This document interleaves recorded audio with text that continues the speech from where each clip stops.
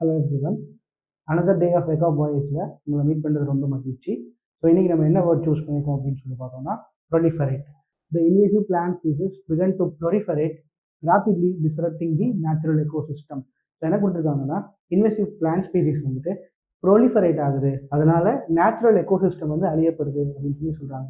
இந்த ப்ரொலிஃபரேட் அப்படின்ற வேர்டுக்கு என்ன மீனிங் அப்படின்னு பார்த்தோம்னா மல்டிப்ளை ஆகுது, நம்பர் எண்ணிக்கையில் வந்து அதிகமாகிட்டே போகுது, பன்மடங்கு ஆகிட்டு போகுது அப்படின்னு அர்த்தம். இதுக்கான சினானிம்ஸாக நம்ம என்னென்ன வேர்ட்ஸ் பார்க்க போகிறோம் அப்படின்னு சொன்னால் இன்க்ரீஸ், கிரசெண்டோ, எஸ்கலேட் அண்ட் என்லார்ஜ். என்லார்ஜ்னா தெரியும், அதிகமாகுது. It means it's becoming enlarging அப்படின்னு சொல்லி அர்த்தம்.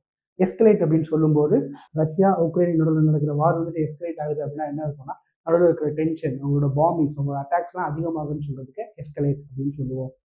ஸோ கிரசெண்டோ அப்படின்னா என்ன இருக்கும்னா பிறை, வளர்ற பிறையை வந்துட்டு கிரசென்ட் அப்படின்னு சொல்லுவோம். ஸோ அந்த ஆக்ஷன், ஸோ ஒரு விஷயம் வந்து வளருது, உருவாகுது புதுசாக அப்படின்னு சொல்லும்போது அதை நம்ம என்ன சொல்லலாம்னா கிரசெண்டோ அப்படின்னு சொல்லலாம். இன்க்ரீஸ் அப்படின்னு சொல்றது நம்ம எல்லாருக்குமே தெரியும், அதிகமாகுது அப்படின்னு அர்த்தம். ஸோ இதுக்கான இடியம்ஸாக வந்துட்டு க்ரோ, லீப்ஸ் அண்ட் பவுன்ஸ். இது வெறும் அதிகமாகுதுன்னு மட்டும் அர்த்தம் கிடையாது, வேகமாக, ரேப்பிட்லி இட் க்ரோஸ் அப்படின்னு சொல்றதுக்கு தான் லீப்ஸ் அண்ட் பவுன்ஸ் அப்படின்னு சொல்லுவாங்க. ஸ்ப்ரெட் லைக் வைல்ட் ஃபயர், காட்டுத்தீ மாதிரி பரவுது. Snowball effect. ஒரு ஸ்னோபால் எஃபெக்ட் அப்படின்னு சொல்கிறது இவ்வளோ சின்னதாக ஸ்டார்ட் ஆன ஒரு ஸ்னோபால் அந்த மலையோட ஸ்லோப்பில் அது உருண்டு வர வர வர அது என்ன ஆகும்னா இட் பிகம் ஹியூஜ், பெருசாகிட்டே இருக்கும், என்லார்ஜ் ஆகிட்டே இருக்கும். ஸோ அதுக்கு தான் நம்ம இந்த 3 இடியம்ஸை வந்து சூஸ் பண்ணியிருக்கோம்.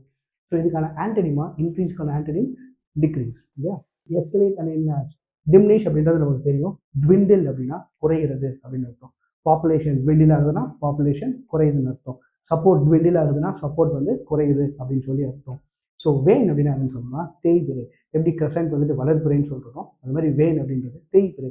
ஒரு ஃபுல் மூணாக இருக்கிறது தேஞ்சி தேஞ்சி தேஞ்சி இது டிமினிஷ் ஆகும் இல்லையா, அந்த மாதிரி ஒரு ஆக்ஷன் தான் வந்துட்டு வேன் அப்படின்னு அர்த்தம். ஸோ இதுக்கான இடியம்ஸை நம்ம என்ன சூஸ் பண்ணியிருக்கோம் அப்படின்னு சொல்லி பார்த்தோம்னா run out of steam. Steam வந்துட்டு ரன் அவுட் ஆயிடுச்சு, அப்போ ஸ்டீம் இல்லை, run out of steam, energy இல்லை, எல்லாமே குறைஞ்சிச்சுன்னு சொல்றது run out of steam use பண்ண போகிறோம்.